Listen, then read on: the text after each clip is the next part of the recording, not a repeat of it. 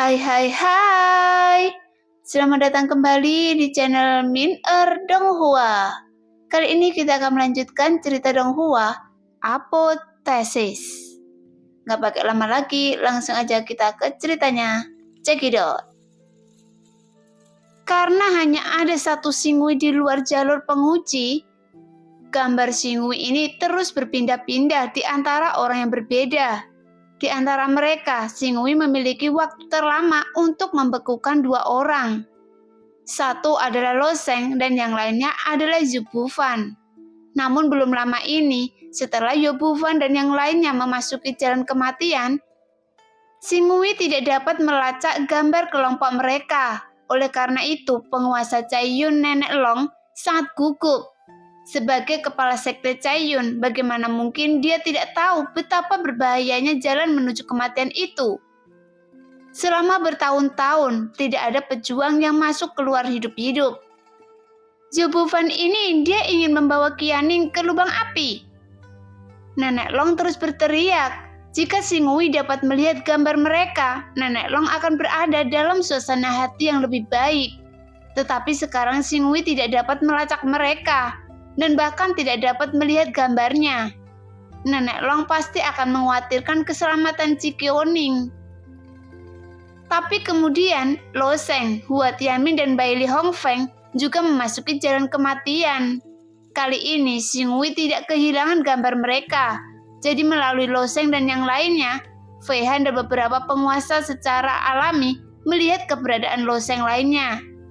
Ketika Lo Sheng bertemu dengan Zhu Bufan dan kelompoknya, hati Nenek Long yang menggantung jatuh ke tanah. Dan baik Zhu Bufan maupun Qin Qianing aman dan sehat. Setelah melihat Zhu Bufan memamerkan keagungannya dan membunuh Yasa terbang, suasana hati Neng Long tiba-tiba membaik. Dan dia mulai memuji kekuatan Zhu Bufan tanpa henti. Namun, di saat-saat terakhir, murid Yundian itu tiba-tiba melihat ke arah layar Xinghui dan menunjukkan senyum aneh. Pada saat yang sama, adegan ini mengejutkan para penguasa dan Fei Han. Mengapa murid Yundian ini dapat menemukan arah yang diamati Xinghui? Setelah murid Yundian itu dengan ringan meremasnya dengan tangannya, layar di Xinghui menghilang dan mereka tidak tahu bagaimana orang ini bisa menghancurkan layar Xinghui. Bagaimana dia melakukannya? Beberapa penguasa dan penatua Fei Han saling memandang dengan keraguan tak berujung di wajah mereka. Saya belum pernah melihat murid Yundian ini. Ekspresi Fei Han berubah. Kali ini Fei Han memimpin jalan penguji. Dia telah membaca nama semua murid Yundian yang berpartisipasi dalam jalur penguji. Dengan ingatannya, mudah untuk tidak pernah melupakan mereka. Tapi Fei Han adalah satu-satunya orang yang tidak mengenal mereka. Bagaimana ini bisa terjadi? Siapa dia? Mungkinkah itu murid dari sekte lain? Nenek Long bertanya dengan prihatin. Tidak mungkin, saya tidak bisa menyembunyikan penyamaran saya saat pertama kali memasuki alam Dewa Penerangan. Fei Han menggelengkan kepalanya, jelas tidak setuju dengan sudut pandang ini. Ada kondisi kaku di jalan untuk memasuki persidangan, yaitu kekuatannya tidak boleh melebihi tingkat ketiga dari alam penerangan. Jika Anda melebihi alam ini, Anda akan ditolak oleh dunia yang hancur itu. Jika dia adalah murid Yundian, mengapa Anda tidak mengenalinya? Bukankah itu terlalu aneh? Xin Jingtian juga menyadari bahwa masalah ini sangat aneh. Sekte King Yun, Lao Yun, dan 5 master sekte lainnya membawa murid dalam jumlah terbatas. Paling banyak hanya 9 orang, dan paling sedikit sekte King Yun yang hanya 3 orang. Dan dari sekte lain tidak dapat bergabung ke dalam formasi teleportasi sama sekali. Terutama di depan orang lain yang membuat wajah beberapa penguasa menjadi lebih serius. Karena bahkan lebih tidak mungkin untuk berbaur dengan murid-murid Yundian. Susunan teleportasi Yundian terletak di markas besar Yundian. Jika orang-orang berpikir bahwa mereka berada di bawah tingkat ketiga Dewa Penerangan, dicampur ke dalam susunan teleportasi, itu akan terlalu menghina kuil Yundian. Satu-satunya kemungkinan adalah murid ini adalah anggota Yundian. Mungkinkah murid Yundian biasa yang awalnya tidak memenuhi syarat, tetapi menyelinap ke dalam formasi teleportasi dan bercampur di jalur penguji? Penjelasan ini adalah satu-satunya yang masuk akal. Namun masalahnya adalah murid Yundian ini sebenarnya memiliki cara seperti itu. Dia dapat mencubit layar yang diikuti Xinghui hanya dengan sejumput jari, yang membuat Fei Han tidak dapat melacak Yo Bufan sebelumnya. Karena gangguan murid Yundian ini, bahkan Fei Han, Xin Jingtian, dan yang lainnya akan kesulitan melakukan metode semacam ini, bukan? Terlebih lagi, apa tujuannya memotong layar Xinghui? Fei Han menggertakkan gigi, dan setelah banyak pertimbangan, dia masih tidak bisa memikirkan jawaban dan pertanyaan ini.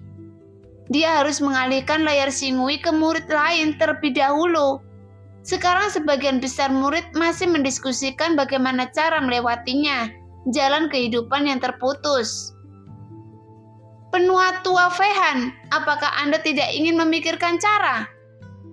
Nenek Long berkata tanpa henti. Murid Yundian itu jelas merencanakan untuk melakukan sesuatu yang salah. Bagaimana kita bisa duduk diam? Yo Bufan adalah putra Tuan Zoda, penatua Han. Jika Yo Bufan mengalami kecelakaan saat menjadi penguji, saya akan melihat bagaimana Anda menjelaskan kepadanya. Meskipun Nenek Long khawatir tentang hidup dan mati Yo Bufan, dia paling peduli pada muridnya, Qin Qiaoning, karena dia tidak bisa menggunakan Qin Qiaoning untuk menekan Fei Han. Jadi dia hanya bisa berbicara tentang Yo Bufan. Setelah ditanyai oleh Nenek Long, Fei Han juga menjadi marah. Lagi pula dia hanyalah seorang tetua yang memimpin tim. Jadi apa yang terjadi padanya bukan urusannya. Fei Han mencibir dan berkata, "Pengakuan. Apa yang Anda ingin saya jelaskan kepada Tuan Zoda? Jelaskan bahwa putranya tidak mampu dan tidak dapat melewati jalur penguji." Anda? Nenek Long tersedak. Kata-kata penatua Fei Han bagaimanapun identitasnya tidak dapat dibandingkan dengan Fei Han. Kekuatan dan status Fei Han mungkin sedikit lebih lemah dari Tuan Zoda, tetapi itu tidak jauh lebih buruk. Selain itu, dia memang sedikit tidak masuk akal. Namun dia hanya berharap bahwa Fei Han dapat memberikan solusi. Tapi jalur penguji hanya perlu dilalui oleh murid di bawah alam bawaan tingkat ketiga. Para penguasa ini tidak dapat melakukan apapun kecuali menatap keluar. Dan Xinghui tidak dapat melacak Yo Bufan dan yang lainnya. Tapi Yo Bufan dan kelompoknya secara alami tidak tahu bahwa sekelompok tetua di luar memperdebatkan mereka.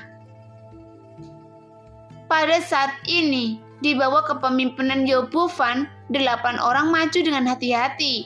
Selama proses maju, Pe Tianyu memberitahu Lo Sheng apa yang terjadi pada mereka sebelumnya. Ternyata jalan kematian ini dihubungkan oleh pusaran satu persatu. Dan di dalam setiap pusaran terdapat dunia kecil, dan terkadang Anda akan menemukan 2 atau bahkan 3 pusaran, dan rute setiap pusaran berbeda. Baru saja mereka secara tidak sengaja masuk ke sarang yaksa terbang, dan mereka dikejar dan diburu oleh yaksa terbang.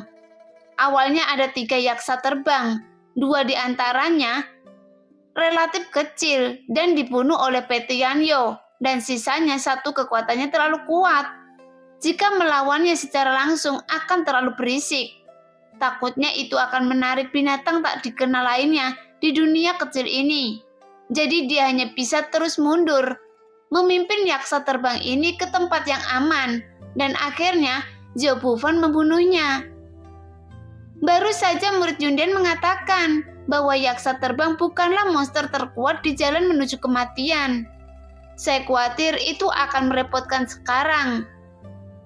Pe Tianyu menggelengkan kepalanya, berjalan menuju kematian, bahkan lebih sulit daripada yang mereka bayangkan. Masalahnya adalah mereka terus-menerus bolak-balik melalui satu dunia kecil satu demi satu, dan mereka tidak tahu kapan itu akan berakhir. Kemungkinan besar mereka secara tidak sengaja akan masuk ke sarang binatang buas yang kuat dan berakhir dengan pemusnahan. Siapa murid Yundian itu? Mengapa dia akrab dengan jalan kematian ini? Tanya Loseng. Petianyo masih menggelengkan kepalanya. Saya tidak tahu. Zhou Bufan telah bertanya beberapa kali dan murid Yundian tidak mengatakan apa-apa. Selama percakapan, Loseng melihat murid Yundian. Sepertinya biasa. Dia tidak tahu mengapa Loseng selalu merasa canggung ketika melihatnya berjalan. Tetapi Loseng tidak tahu di mana canggungnya. Tapi yang mengejutkan Loseng, murid Yundian merasakan tatapan Loseng dan menatap kembali ke Loseng dengan samar. Mata murid Yundian itu sangat sunyi dan dalam. Sungguh, persepsi yang tajam. Loseng melompat dalam hatinya. Cahaya di dunia kecil ini redup dan dia dapat ditemukan olehnya. Jika dia meliriknya sesuka hati, persepsi ini tidak dapat dicapai bahkan Loseng yang memiliki kekuatan jiwa yang kuat. Pada saat ini, Jin Qiuning di depan berkata dengan lembut, "Ini portal lagi. Rute kita kali ini berbeda dari sebelumnya."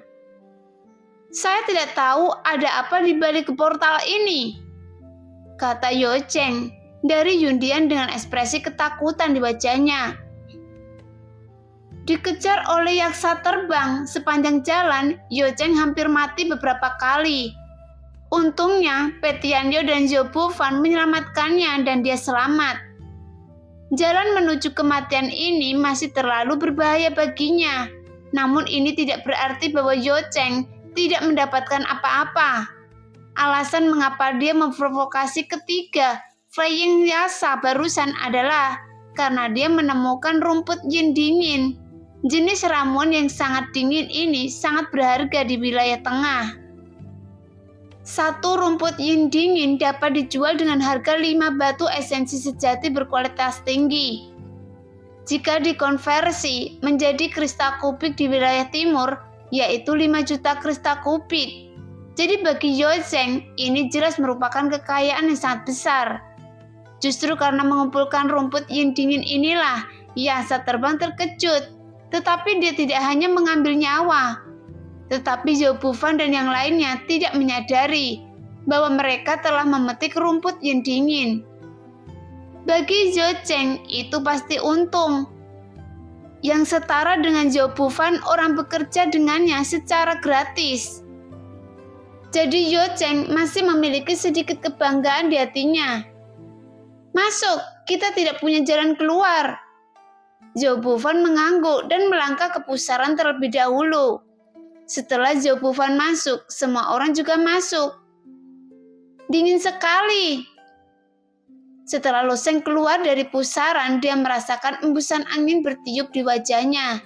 Dua dunia kecil yang terbagi ini tidak besar, jadi sulit untuk menghasilkan angin. Tetapi ada hembusan angin yang bertiup di udara kecil ini.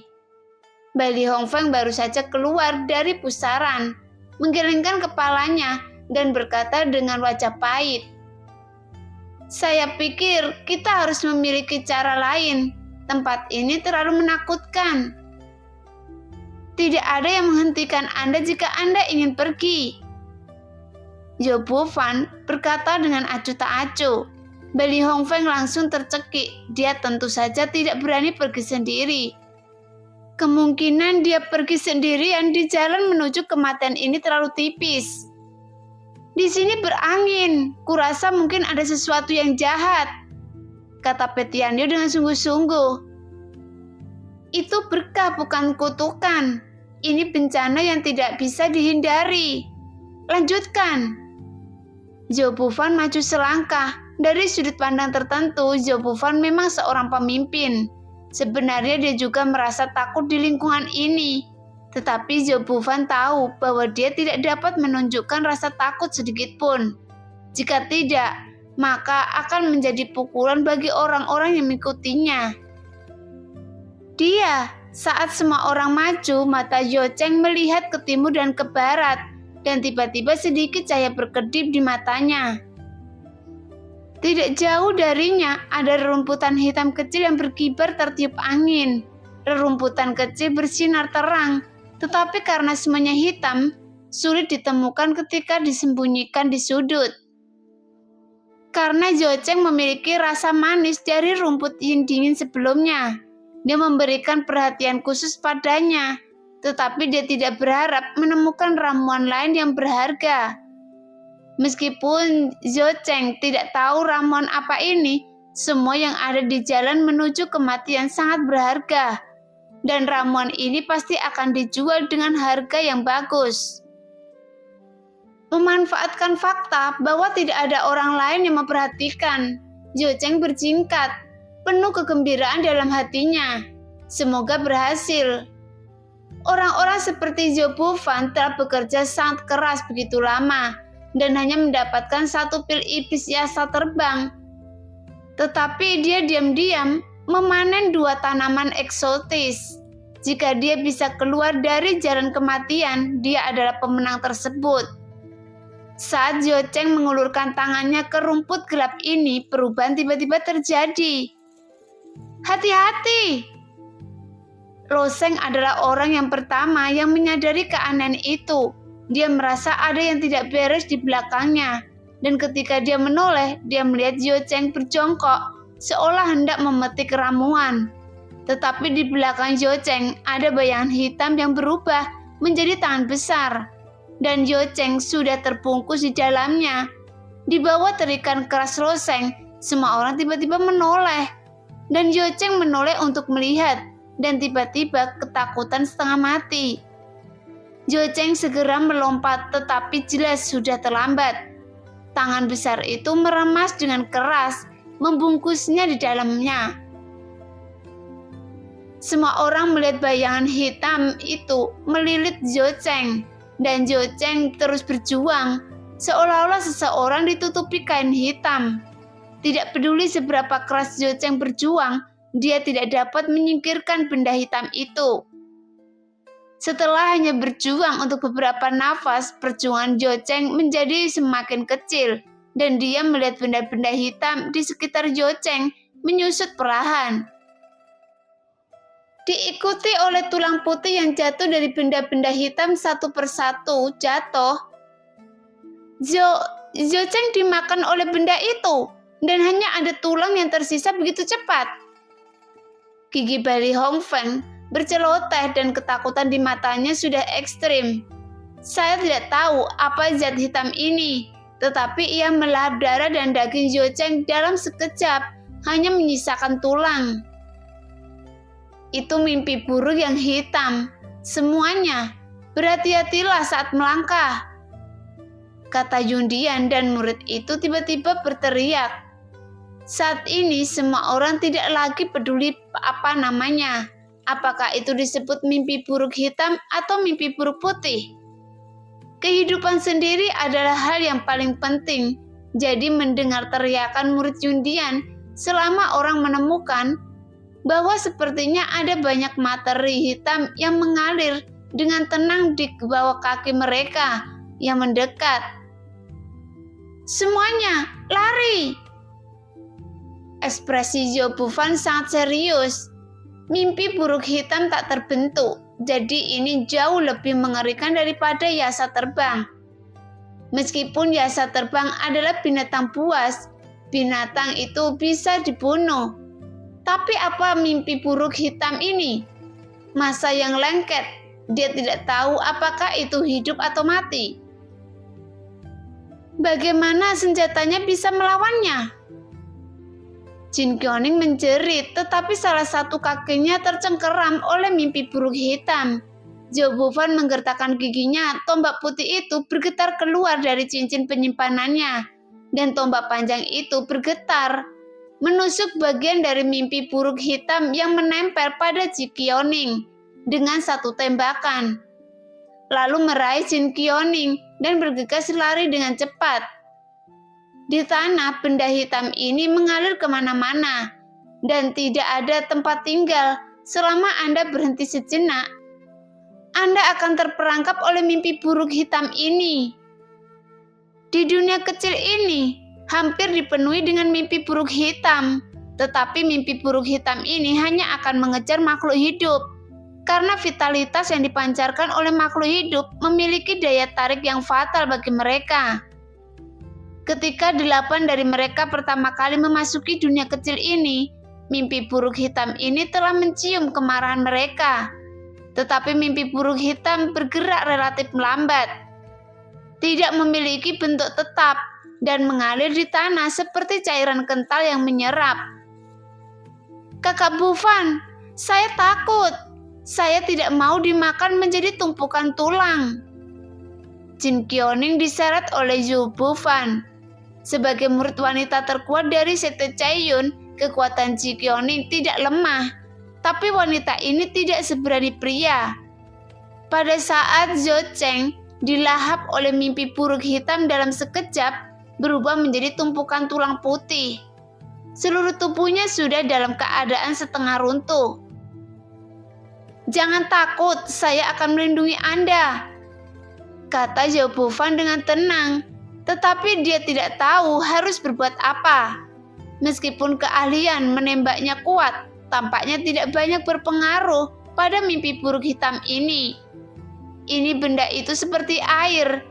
Anda menyodoknya dengan satu tembakan. Paling banyak lubang besar akan muncul dan kemudian perlahan bisa pulih. Saat ini lari tercepat bukanlah Zhou Bufan, bukan Lo Sheng, Hua Tianming, tapi Bailey Hongfeng.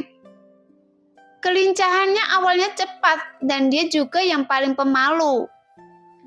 Pada saat ini dia hampir ketakutan karena keberanian dan dia mulai berlari secara alami.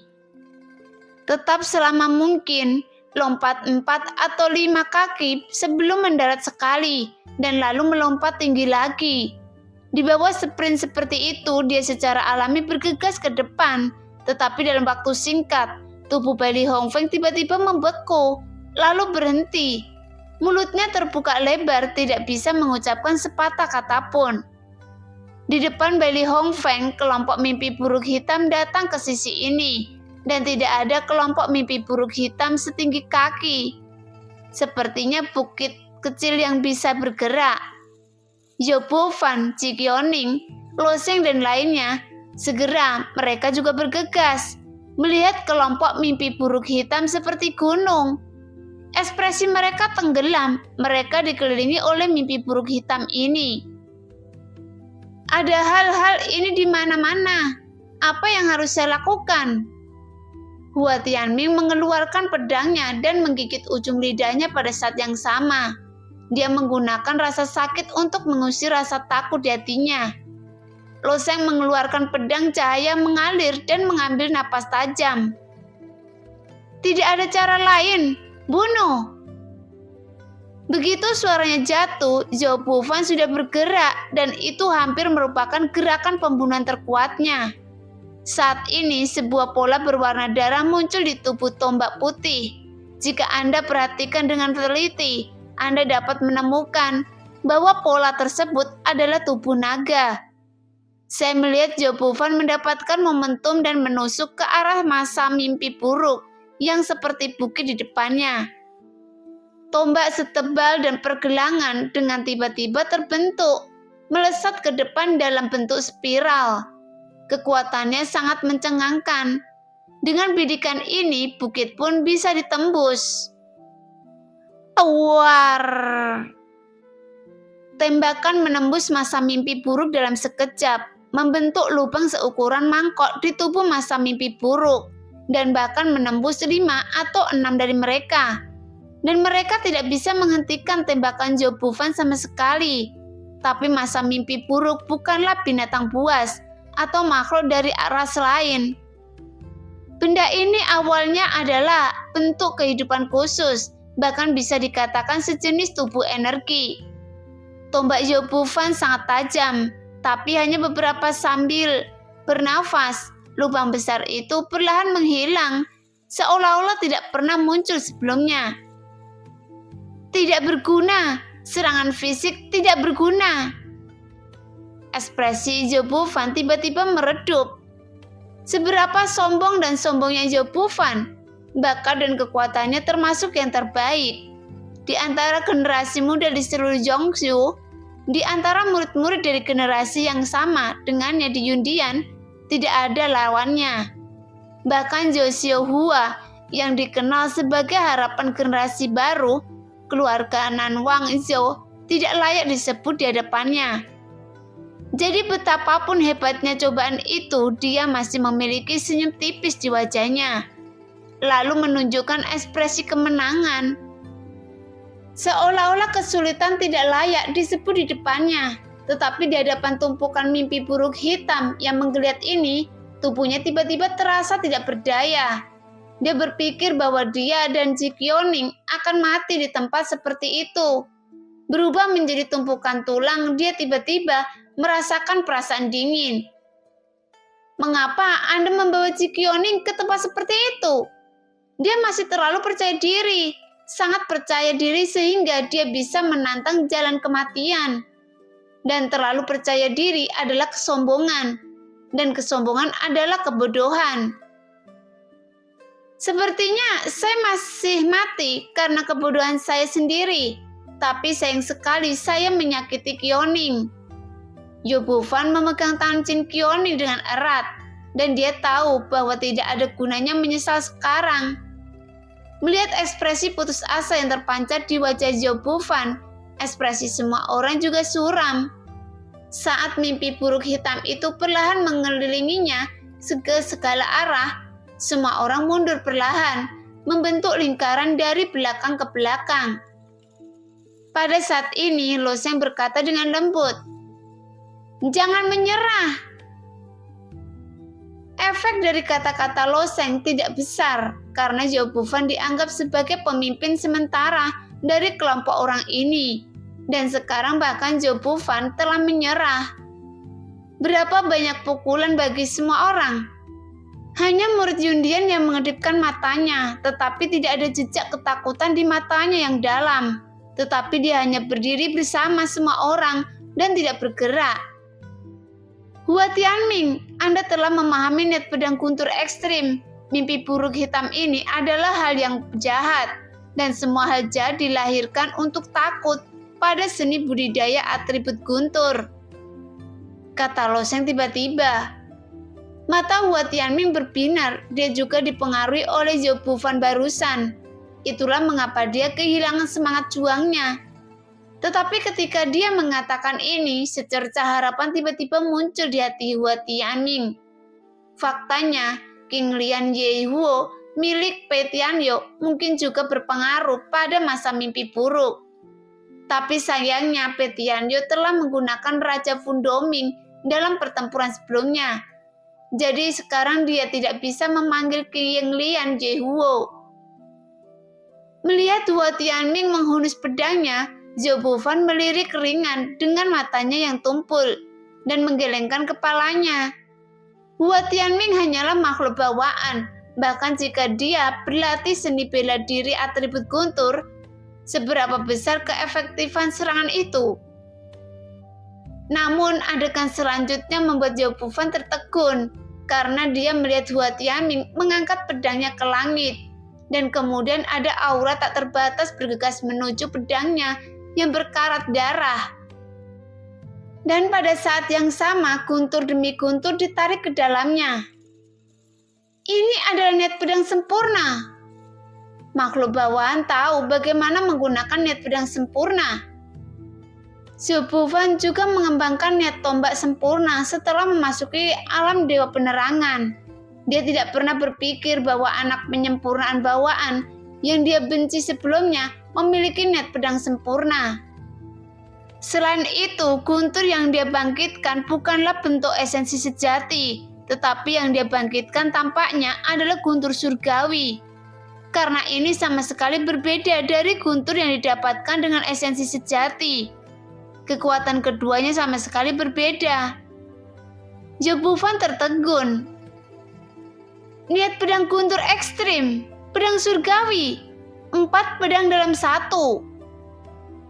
Meskipun Hua Tianming tahu bahwa mimpi buruk hitam sama sekali tidak takut dengan serangan fisik, apa yang benar-benar berpengaruh pada mimpi buruk hitam adalah guntur ekstrimnya dan niat pedang guntur yang bersembunyi di sana.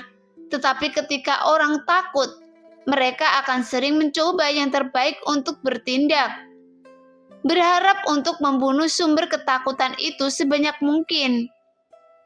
Segera niat pedang yang sangat kuat dengan kekuatan guntur tiba-tiba menyerang, mengenai dua kelompok yang ternyata iblis api hitam di depan Hua Tianming, yang membuat dua kelompok iblis api hitam yang sepertinya bukit langsung dikelilingi oleh kilatan guntur.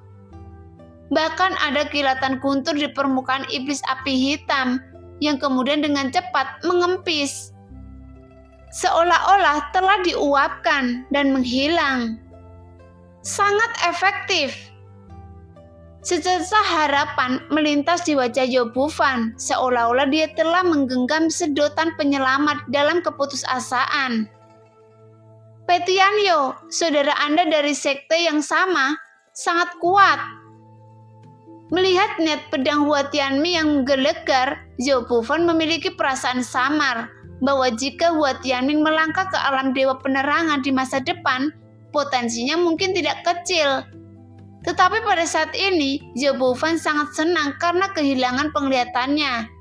Siapa yang tahu bahwa Petianyo terkekeh?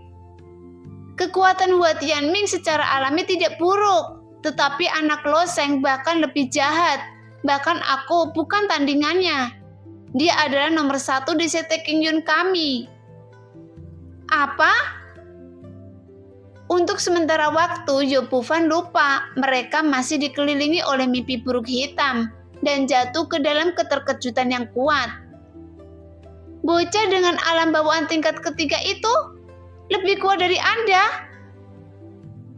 Di antara beberapa orang di sekte yang sama, Zhao Bufan hanya mengakui kekuatan Petianyo. Menghadapi pengejaran dari 3 yasa, Petianyo membunuh salah satu dari mereka sendirian dan kemudian menggunakan kemampuan Fudoming untuk melakukan yasa terbang untuk waktu yang lama sebelum kalah. Karena ada alasan tertentu mengapa Petianyo tidak bisa mengalahkan yasa.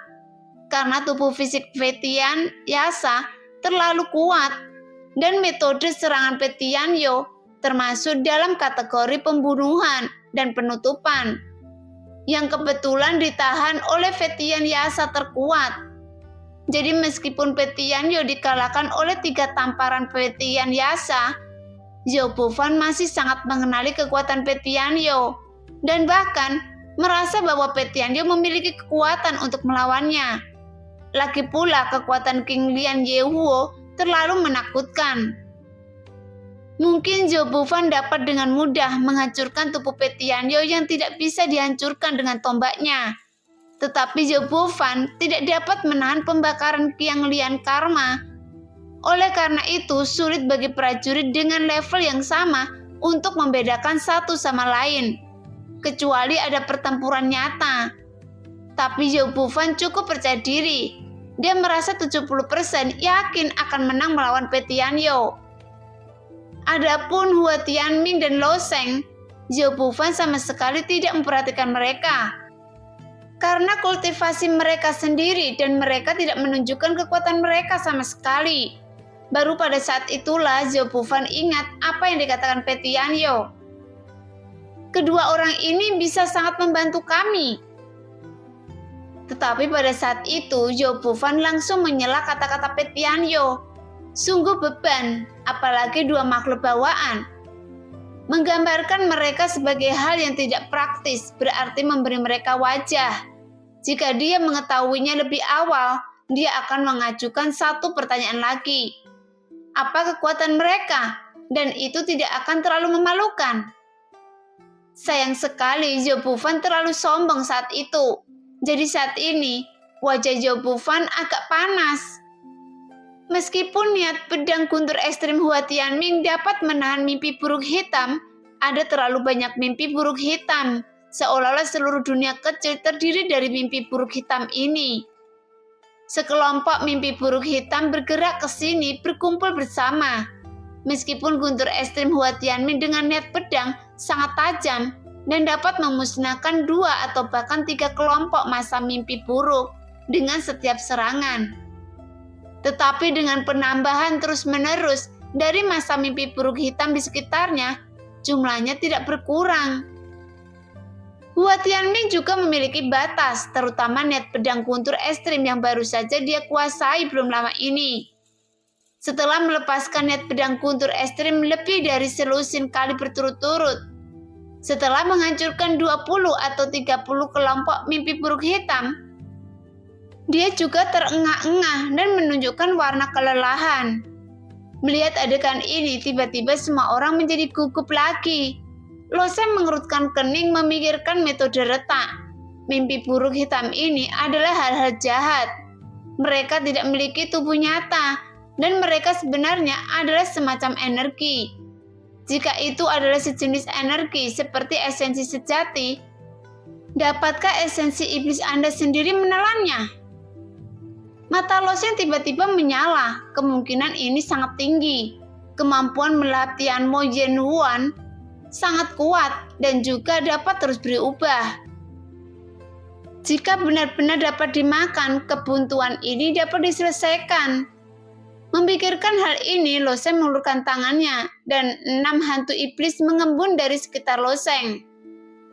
Apa yang ingin dilakukan anak ini?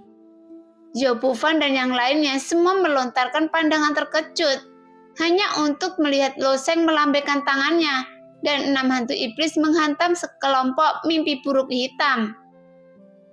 Dampaknya seharusnya tidak berpengaruh. Anak ini melakukan pekerjaan yang tidak berguna. Zhou Bufan menggelengkan kepalanya. Tembakan tajamnya barusan tidak berpengaruh pada masa mimpi buruk hitam. 6 hantu iblis surgawi Lo Sheng memang agak tidak biasa di mata Zhou Bufan. Tapi sayangnya itu tidak berguna. Hantu dari 6 iblis surgawi masing-masing menabrak tubuh 6 kelompok mimpi buruk hitam. Zhou Bufan mengerutkan bibirnya, mengetahui bahwa itu sia-sia dan dia bahkan memiliki keraguan tentang kata-kata Pe Tianyo. Pada saat yang sama, tidak ada keraguan tentang kekuatan Hua Tianming. Tetapi Lo Sheng ini seharusnya masih lebih buruk. Lo Sheng, serangan normal tidak hanya berpengaruh pada mimpi buruk hitam ini. Pe Tianyo mau tidak mau mengingatkan. Saya tahu. Lo Sheng mengangguk dan kemudian dengan pikiran dia memanipulasi 6 hantu iblis surgawi untuk tiba-tiba hancur dan mengembalikannya satu demi satu esensi sejati iblis surgawi. Menelan. Esensi sejati iblis surgawi akan secara otomatis melahap energi lain dan mengubahnya menjadi esensi sejati iblis surgawi. Lo Sheng menutup matanya dan merasakan esensi sejati itu dan segera sentuhan efek muncul di wajahnya dan kemudian dia tiba-tiba membuka matanya dan tersenyum. Selesai. Apa yang telah terjadi? Kelompok mimpi buruk hitam di sebelahnya juga meledak. Dan sejumlah besar esensi ungu hitam melarikan diri dari mereka. Kemudian telah ditelan dan benar-benar menghilang. Jelas masa mimpi buruk hitam tidak memiliki bentuk sejak awal. Tapi semacam kumpulan energi, tertelan dan menghilang secara alami. Lo Sheng melambaikan tangannya dan 6 kelompok esensi sejati iblis surgawi berkumpul bersama. Membentuk kelompok esensi sejati iblis surgawi dengan diameter 10 kaki di udara. Segera mereka mendengar Lo Sheng mengucapkan sepatah kata. Pergilah. Di antara kelompok super besar dari esensi sejati iblis surgawi, esensi sejati iblis surgawi mengembun menjadi panah esensi sejati, ungu hitam dan ditembakkan terus-menerus. Karena Lo Sheng tidak fokus pada visualisasi panah. Visualisasi sementara dari esensi sejati ini, esensi panahnya bengkok. Tetapi tidak masalah apakah panah esensi sejati terlihat bagus atau tidak. Yang penting jumlahnya banyak. Begitu banyak esensi sejati ungu dan hitam milik Lo Sheng. Dari mana benda ini berasal? Zhou Bufan tercengang. Menurut pendapatnya, Lo Sheng baru saja menyelesaikan hal yang tak terbayangkan. Bagaimana hal semacam ini bisa terjadi?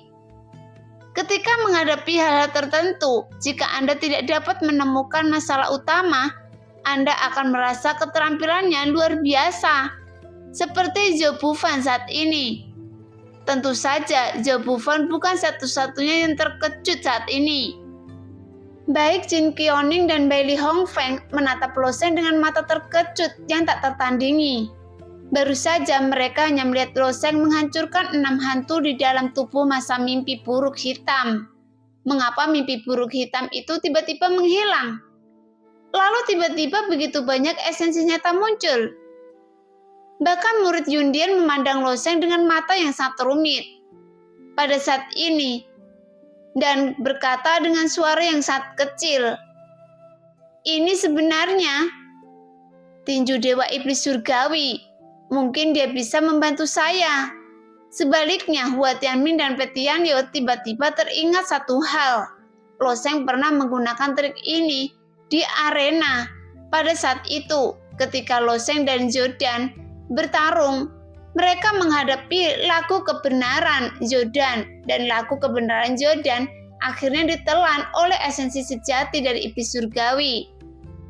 Hanya saja adegan ini berlangsung singkat saat itu, dan tidak banyak orang yang menyadarinya.